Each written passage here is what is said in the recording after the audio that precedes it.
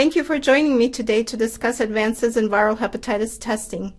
My name is Patricia Slev, and I'm Section Chief of the Immunology Division at ARUP Laboratories and also an Associate Professor in the Department of Pathology at University of Utah School of Medicine. Before I talk about the specifics of the different causes of viral hepatitis and review the latest advances in laboratory testing and patient management, I wanted to give a brief overview of the history of viral hepatitis. Interestingly, hepatitis, which is defined as inflammation of the liver, was first described by Hippocrates back in 450 BC. What's also even more surprising is that he attributed a yellowing of the skin, or jaundice, to a liver disorder, and also referred to this as icterus, which is Greek for a yellow small bird. Since then, many advances have been made in determining specifically what pathogen causes viral hepatitis, and now we know that there is more than one. As time progressed, we realized that there was a difference between serum versus infectious hepatitis, and today we know that hepatitis A and E are infectious hepatitis because they're transmitted by an oral fecal route, whereas B is actually a serum hepatitis.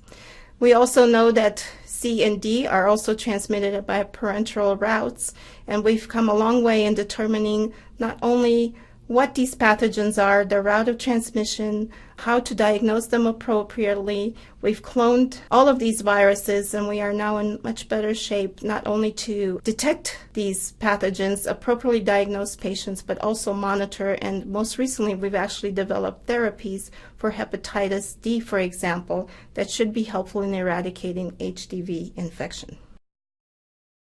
Hepatitis C was for the longest time referred to as non-A, non-B transfusion hepatitis because as discoveries were made, it was clear that this virus, which was transmitted post-transfusion, so therefore parenterally, was neither A or B because those had already been identified, and this did not look like either of those viruses.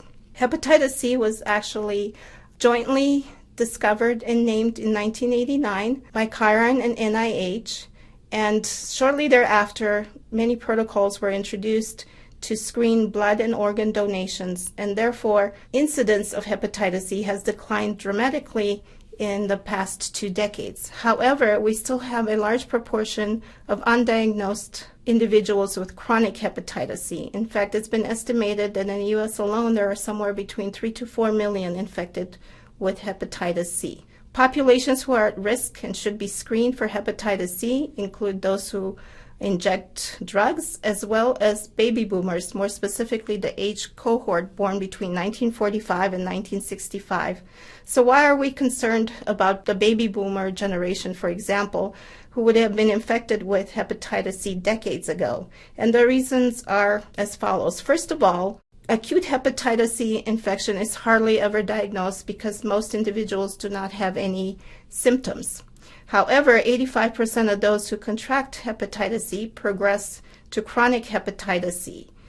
Of chronic hepatitis C patients, 20% actually progress to cirrhosis and another 1 to 5% to hepatocellular carcinoma. These are very severe liver complications, but what is important to remember is with the baby boomer generation is that this process can take decades until these end-stage liver disease complications actually develop, and in the interim, these patients don't really have symptoms. So they need to be tested and screened even though they may have been infected decades ago because they can still progress to these very severe liver complications. From the laboratory testing point of view, the testing for hepatitis C is quite simplified now as opposed to in years past before 2013 when we had the presence of REBA or recombinant immunoblot assay. Today, the recommendations are to perform an antibody test, and if that is reactive, to go on to a molecular assay and detect the HCV RNA or do a viral load, essentially, to determine if the patient has current infections. So it is important to determine that just because a patient is positive on HCV antibody does not necessarily mean that the patient still has current HCV infection. Not only are false positive antibody results possible, but even more importantly, the problem is that 15% of individuals actually clear HCV infection spontaneously in the absence of treatment. So these would be positive for antibody but negative by RNA and do not have current or active HCV infection and therefore do not need to be treated. So HCV RNA is the only way to make the diagnosis of current or active HCV infection that needs to be treated. Although laboratory testing for hepatitis E is much more straightforward now, in terms of treatment and patient management, it's much more complicated because now for the first time we have direct-acting antiviral agents that target different processes in the life cycle of the virus. Although this makes patient management much more complicated, it does result in a much more effective treatment for a large number of patients. This is just an example of the most common treatments currently available, which are tailored toward different HCV genotypes as listed here. Because of the fact that the treatment is tailored to HCV genotyping remains extremely important. And so that is a laboratory issue, being able to accurately determine what is the HCV genotype that the patient is infected with. In addition, subtyping for genotype 1 is also very important because there is a difference between those who are infected with 1A versus 1B. 1A often requires more aggressive therapy, and patients infected with HCV genotype 1A are less likely to respond to treatment. Now, genotyping can be accomplished by a variety of different methods.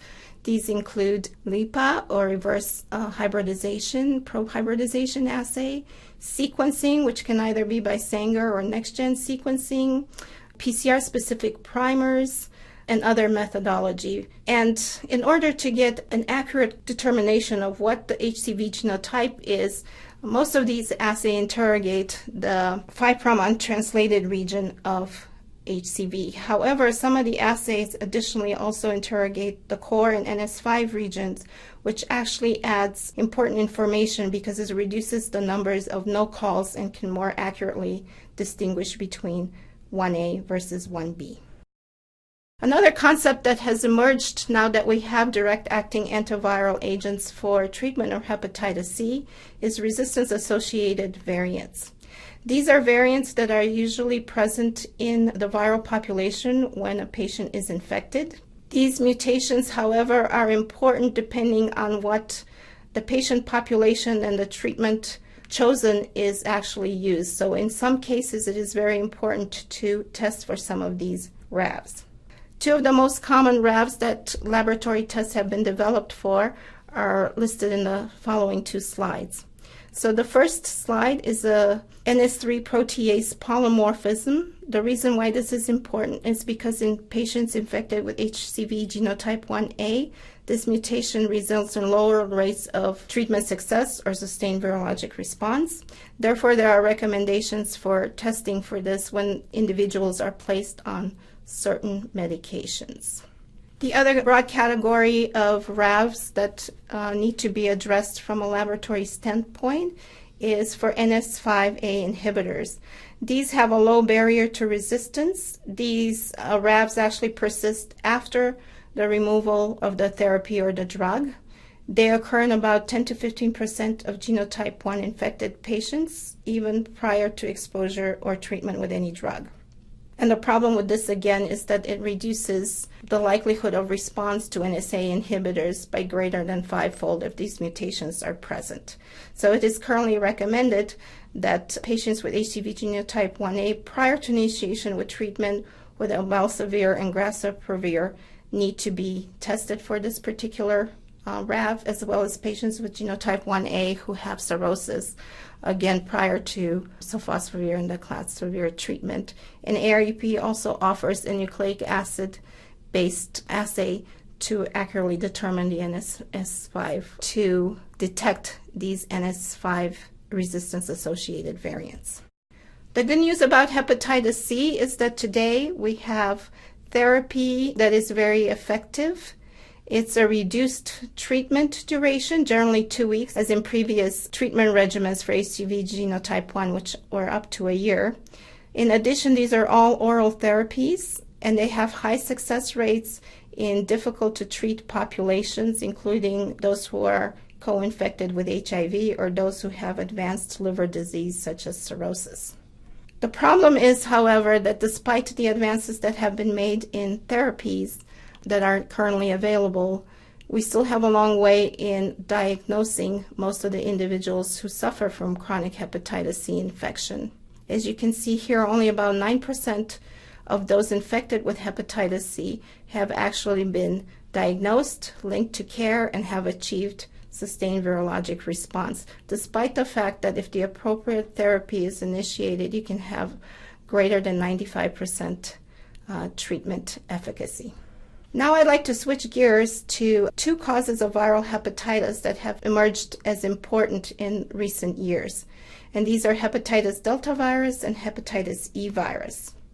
Hepatitis C and hepatitis E have recently emerged as important in laboratory testing and patient management of viral hepatitis patients because it was really underappreciated what HDV and HEV can do in terms of patient impact. We also didn't have NAT testing, for example, for HDV and HEV, so even though we could diagnose these patients, we couldn't necessarily appropriately monitor treatment response or progression of disease. In addition, treatment was largely unavailable, for example, for HDV until very recently, although there are some very promising studies and clinical trials that have occurred in the last couple of years.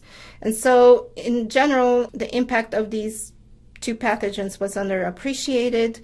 Testing resources were relatively limited, particularly from a molecular standpoint, and of course there was no clear guidance for when testing was recommended for those who are infected with either HDV or HEV.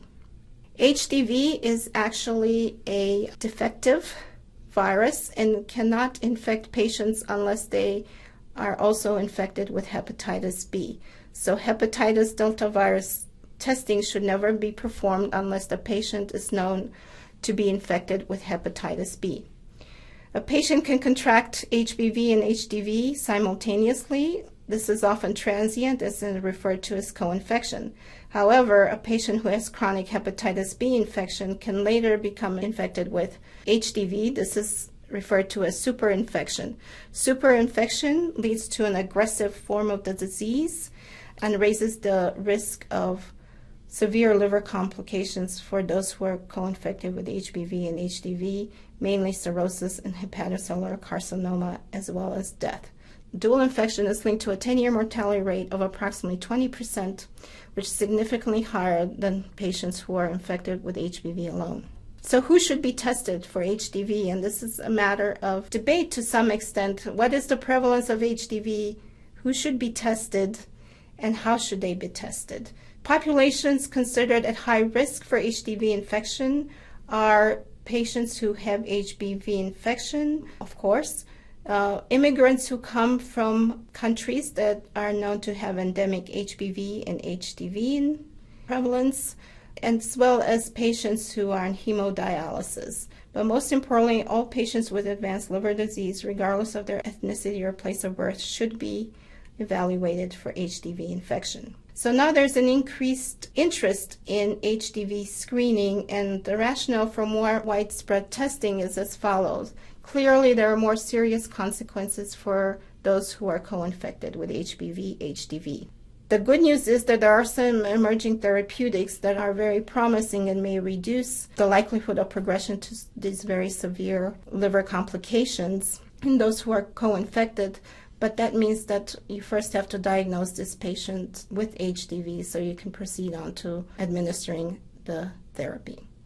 There's also availability of not only cheap antibody screening tests, which have long been used to diagnose HDV, but now you actually have molecular assays for HDV that can be used to monitor disease progression as well as response to these emerging therapeutics. And HDV assay, NAT assay, is actually now available at ARUP, and I believe it's the only assay that is currently a NAT assay for HDV.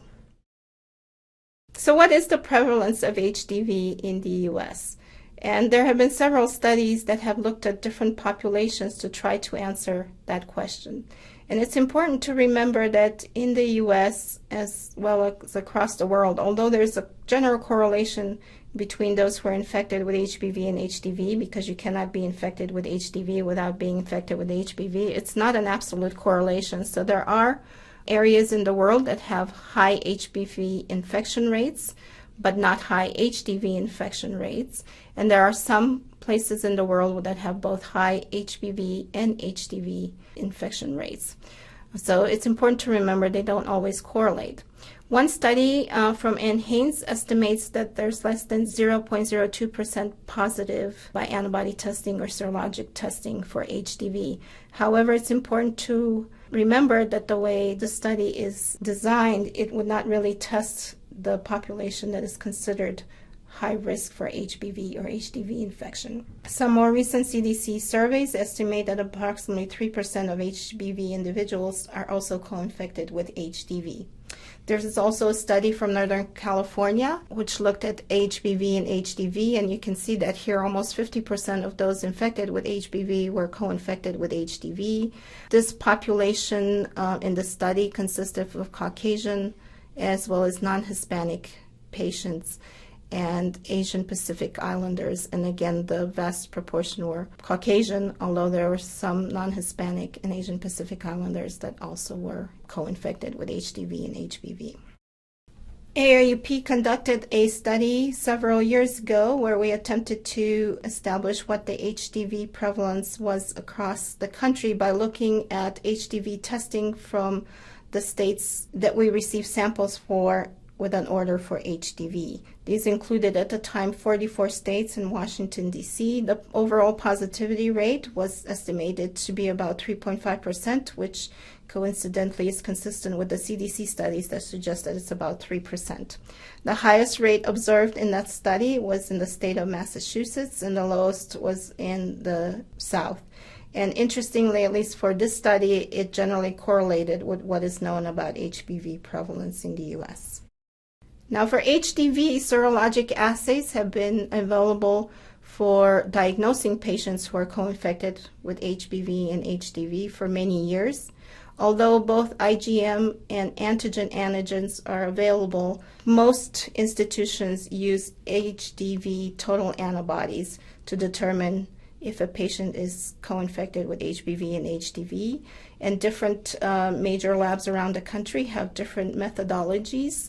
Diasorin is an assay which has great specificity and sensitivity, but is not really available for laboratory testing in the U.S. Focus, ARUP, University of Washington all have a diagnostic serologic assays, and we actually all collaborated in a study to compare these various serologic methods available, and the conclusion was that they were all comparable. So not a lot of options in terms of serologic testing, but there's certainly more than one available, and they are comparable and sensitive and specific for diagnosing those who are infected with HDV. But I will stress again that HDV testing should never be performed unless the patient has confirmed HBV infection. Recently, there has been RNA testing that has been developed for HDV. This serves multiple purposes. It can confirm the serology. It can provide a baseline for monitoring course of treatment. And importantly, in the last 2 years, there have been a couple of clinical trials that have evaluated new therapies that seem rather promising. So this is an important point that we can now monitor the course of treatment. ARUP has developed an assay that is based on a WHO international standard and is currently available. And I believe ARUP is the only institution that currently offers NAT for HDV testing.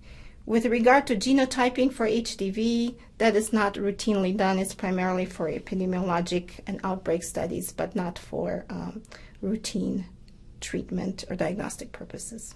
Hepatitis E has recently become of interest because it's been recognized that in a certain patient population, primarily those who undergo solid organ transplant, they seem to develop an aggravated form of liver disease that can often result in mortality when these transplant patients are placed on immunosuppressive therapy. And so this has become of great concern, hepatitis E in this particular population. Another population where hepatitis E has been shown to have a great patient impact is pregnant patients. So pregnant patients, particularly in the last trimester of pregnancy, can have a mortality rate of approximately 20%. Now, HEV is similar to HAV, or hepatitis A virus, in terms of routes of transmission. So it is transmitted by an oral fecal route. And so most of the hepatitis E outbreaks you see in undeveloped countries, countries where they don't have sanitary water supply.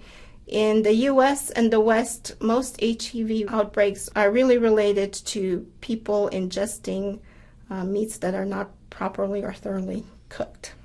There are several assays available for diagnosing hepatitis E infection. Again, diagnosis primarily achieved by serologic assays and detection of antibody.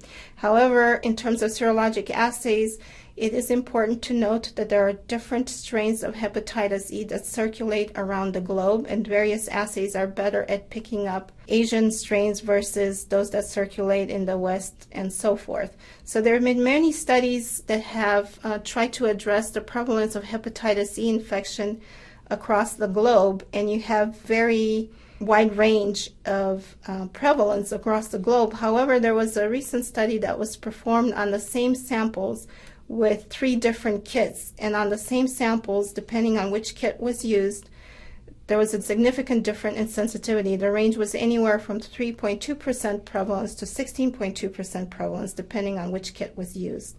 So that is an important aspect of hepatitis E serologic diagnostic testing.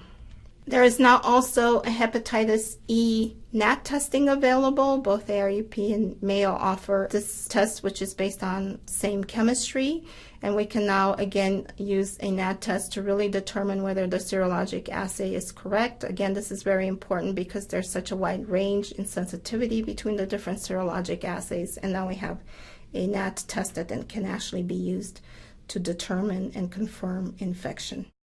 So to conclude, we've discussed the most common causes of viral hepatitis, as well as advances in patient management and laboratory testing for HCV, and notably for HDV and HEV, which have now increased in terms of interest in testing because of reasons discussed in the previous slides. Quickly to review, HBV, HCV, and HDV are primarily transmitted via parenteral route, whereas HEV is fecal-oral route, much like hepatitis A. HBV, HCV, and HDV can all lead to a chronic disease state. For HBV, it really does depend on the age at which the patient is exposed and contracts the virus. So for HBV in adults, it's about only 3 to 5% progress to chronic state, as opposed to neonates, which is 90% progress to chronic hepatitis B infection. For hepatitis C, about 70% progress to chronic hepatitis status, and this is independent of age at which they're exposed or contract HCV. Hepatocellular carcinoma is a risk for HBV, HDV, and HCV, but not for HEV, since it's typically not a chronic infection. Diagnosis for HBV is largely made via serologic assays, as well as HDV, as well as HEV. However, for HCV, again, just because a patient is positive by antibody does not mean that that patient has current infection, because a patient could have been exposed, developed antibodies, and spontaneously cleared HCV, which happens in approximately 15% of those who contract HCV. And lastly, there is a vaccine for HBV, which is very efficacious, and so we don't see very much incidence of HBV in the United States because vaccination protocols have been instituted in the mid-90s, which have reduced the rate of infection in the U.S. However, we have large population of chronic hepatitis B largely in individuals who've emigrated from countries where it is endemic. For HCV, there is no vaccine. For HDV, there is also no vaccine, but again, you cannot contract HDV unless you have HBV infection. So if you're vaccinated for HBV, you do not progress to a chronic state with HBV, and therefore you would not get HDV either. And there's no vaccine currently in the US or in the West for HEV, but there are some clinical trials in Asia for HEV vaccine. And with that, I'd like to thank the laboratory, the R&D staff at ARUP, my colleague Dr. David Hilliard, and Clinical Care Options for use of their slides. Thank you.